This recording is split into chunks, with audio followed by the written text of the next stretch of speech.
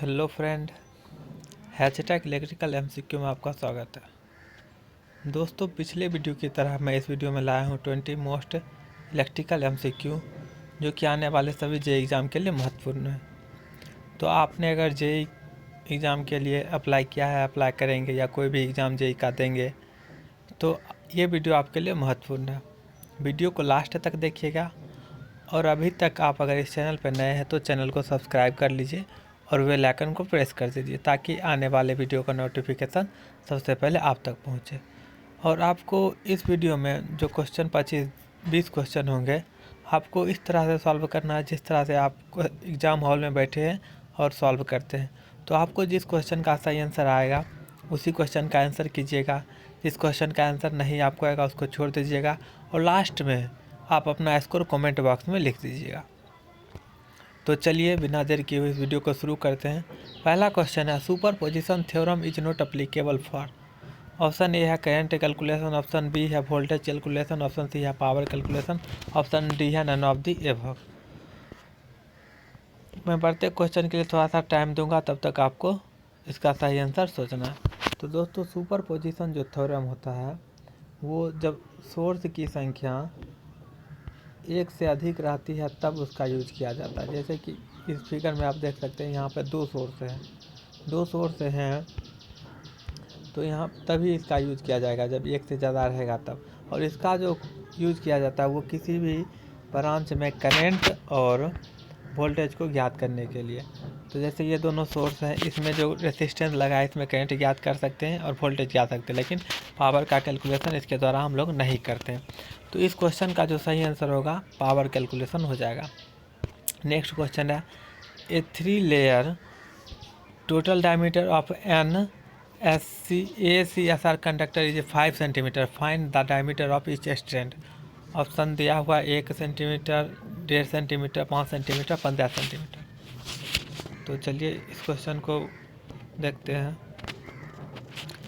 दोस्तों, ACSR conductor में जो पहला लेयर होता है उसमें एक कंडक्टर होते हैं और दूसरा जो लेयर होता है उसमें 6 कंडक्टर होते हैं।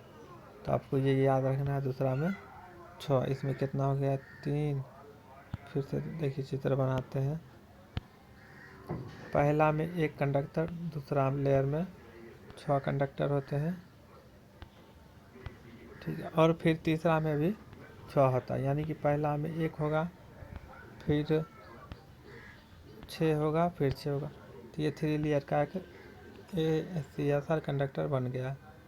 अब देखिए इसमें जो डायमीटर पूछा है तो फिगर थोड़ा सही से नहीं बन पाया। तो इसमें डायमीटर एक देखिए, एक ये हो गया D, 2D, 3D, 4D, 5D, total 5D है और 5D इक्वल टू 5 दिया हुआ है। तो 1D इक्वल टू 1 हो जाएगा, तो इसका 1 सेंटीमीटर हो जाएगा answer. Next question, interpole binding is connected. Option A है series with armature, option B है series with main poles, option C है parallel with armature, option D है पैरेलल विद मेन पोल्स।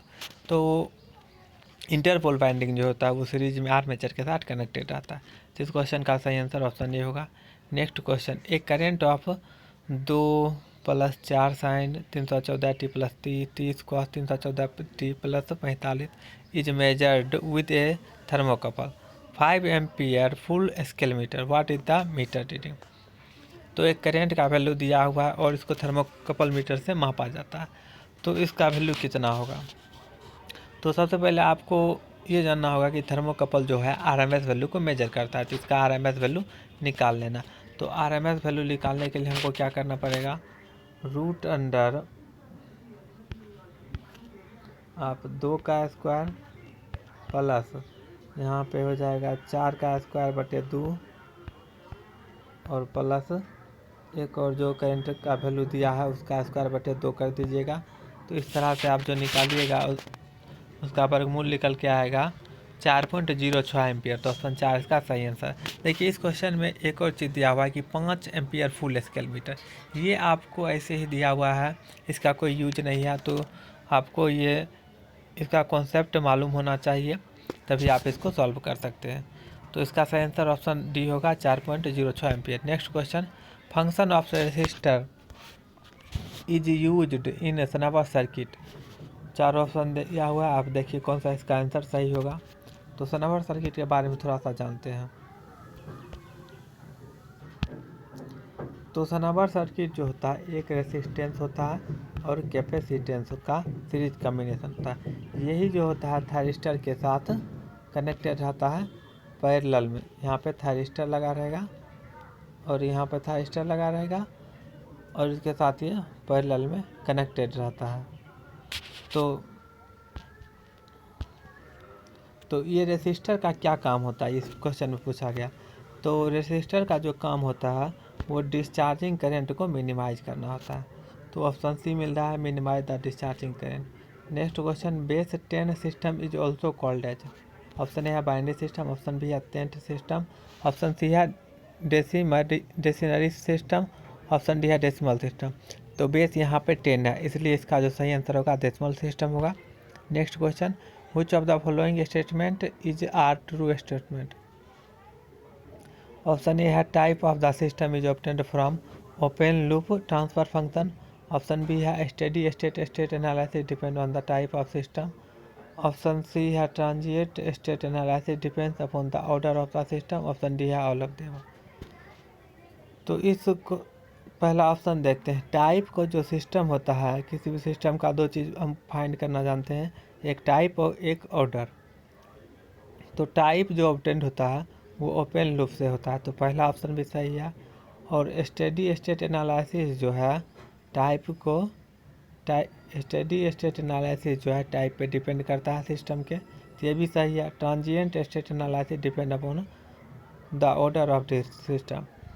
तो दो स्टेडी स्टेट होते हैं, एक analysis जो होता है दो होता है, एक स्टेडी स्टेट एनालिसिस, एक ट्रांजिएंट स्टेट एनालिसिस। तो स्टेडी स्टेट एनालिसिस जो डिपेंड करता है वो सिस्टम के टाइप पे डिपेंड करता है, और वही ट्रांजिएंट स्टेट एनालिसिस जो है वो टाइप के ऑर्डर पर डिपेंड करता है।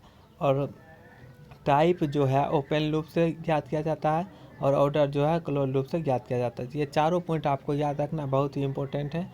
तो इस क्वेश्चन में तीनों ऑप्शन सही है, ऑप्शन डी इसका सही आंसर हो जाएगा। Next question, electric field inside a hollow metallic charge sphere is.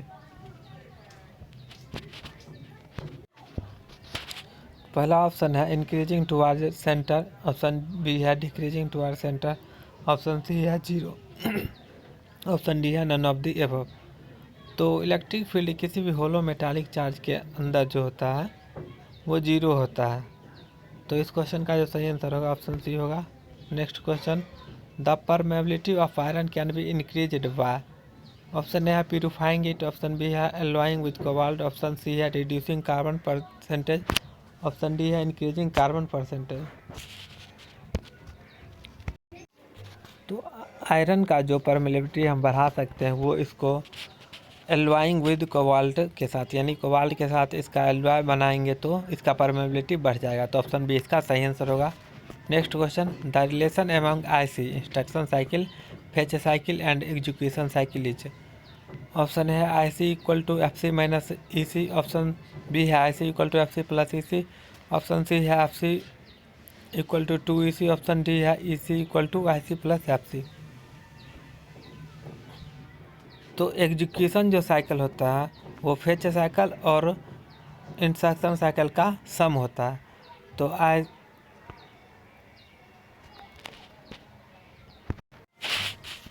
Instruction cycle जो होता है वो फेच साइकिल और एग्जीक्यूशन साइकिल का सम होता है। तो इंस्ट्रक्शन साइकिल ऐसे equal to fetch cycle plus execution cycle, option B इसका सही आंसर हो जाएगा। Next question, which of the following device can be used as a phase advancer.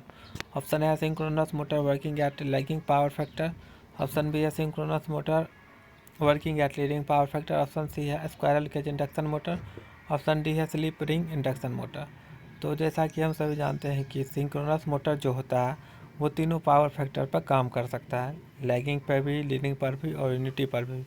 और सिंक्रोनस मोटर का जो यूज़ किया जाता है वो पावर फैक्टर या फेज एडवांसर के रूप में भी किया जाता है। इस कंडीशन में क्या होता है, सिंक्रोनस मोटर को लीडिंग पावर फैक्टर पर यानी कि ओवर एक्साइटेड के रूप में वर्क किया जाता है और शाफ्ट पर कोई लोड नहीं रहता। तो synchronous motor working at leading power factor, इसका सही आंसर होगा option B. Next question, the most commonly use insulating material for low and medium voltage cable is. Option A है पॉलीथीन, ऑप्शन बी है porcelain, option C है PVC, option D है vulcanize rubber. तो most commonly insulating material जो होता है लो और medium voltage के लिए वो पीवीसी होता है। हम घरों में देखते हैं, घरों का जो वायर होता है उसके ऊपर पीवीसी का कवर होता है, तो लो वोल्टेज में पीवीसी का यूज किया जाता है। ऑप्शन सी इसका सही आंसर होगा। Next question, drop in alternator frequency is corrected by. Option A है decrease prime mover output, option B है डेम्पर वाइंडिंग, ऑप्शन सी है increase prime mover output, option D है ऑटोमेटिक वोल्टेज रेगुलेटर। तो अगर frequency कम हो गया तो हम प्राइम मूवर का जो आउटपुट है वो इंक्रीज करके बढ़ा सकते हैं, क्योंकि हम सभी जानते हैं NS = 120 F/P। तो F जो होता है NS के डायरेक्टली प्रोपोर्शनल होता है, तो जितना स्पीड से हम प्राइम मूवर को मूव करेंगे उतना ज़्यादा फ्रीक्वेंसी बढ़ेगा। तो इस क्वेश्चन का जो सही आंसर होगा ऑप्शन सी होगा, increase prime mover output. Next question, in the normal operation of NSCR anode is dash with respect to. Option A है at zero potential, option B है निगेटिव, ऑप्शन सी है positive, option D है none of above. तो normal operation condition में जो anode होता है वो पॉजिटिव होता है विद रिस्पेक्ट टू कैथोड। तो पॉजिटिव ऑप्शन सी है इसका सही आंसर होगा। Next question, the efficiency of transformer. Option A है 70 to 80%, ऑप्शन बी है 80 to 90%, ऑप्शन सी है 90 to 98%, ऑप्शन डी है नन ऑफ दी एबव। तो ट्रांसफार्मर जो होता है स्टैटिक डिवाइस होता है, इसमें कोई मूवेबल पार्ट नहीं होता है, इसलिए इसका जो एफिशिएंसी होता है अन्य मशीन की तुलना में बहुत अधिक होता है। तो 90 से 98% इसका रेंज है, तो ऑप्शन सी इसका सही आंसर होगा। नेक्स्ट क्वेश्चन,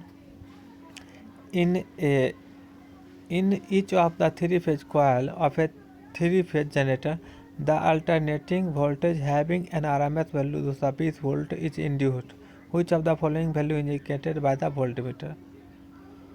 तो ऑप्शन ए है 220 वोल्ट, ऑप्शन बी है 220/√3 वोल्ट, ऑप्शन सी है 220/√3, ऑप्शन डी है नन ऑफ दी अबव। तो यहाँ पे RMS वैल्यू दिया हुआ है 220 वोल्टेज, और वोल्ट मीटर जो भी है वो भी RMS वैल्यू को मेजर करता है। तो RMS वैल्यू 220 है तो वही वैल्यू ये भी मेजर करेगा, तो ऑप्शन ए इसका सही आंसर होगा।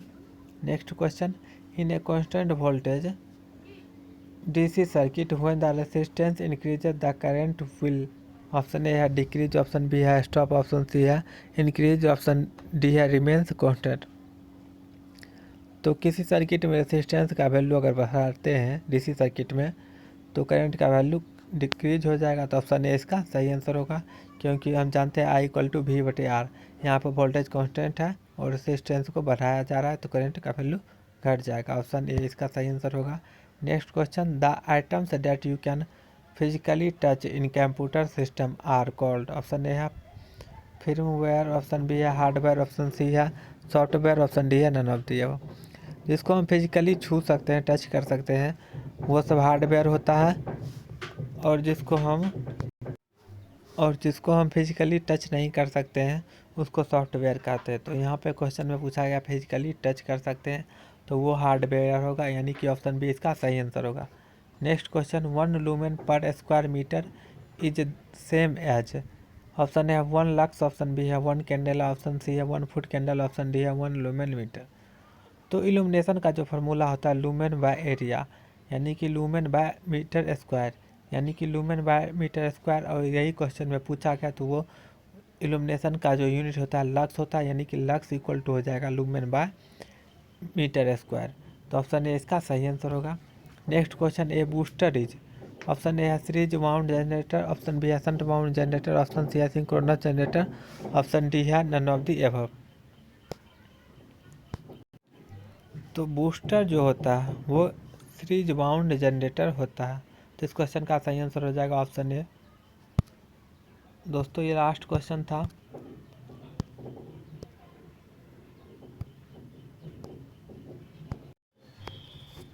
आप अपना स्कोर कमेंट बॉक्स में लिखिए आपने कितना क्वेश्चन सही किया, और इस तरह के बहुत सारे वीडियो मैंने इस चैनल पर अपलोड कर दिए हैं, आप उन्हें भी जाकर देख लीजिए। दोस्तों ये वीडियो आपको कैसा लगा, और ये वीडियो आपको अगर अच्छा लगा तो आप इस चैनल को लाइक कीजिए, वीडियो को लाइक कीजिए और चैनल को सब्सक्राइब कर लीजिए। आज के वीडियो में इतना ही, फिर मिलेंगे अगले वीडियो में।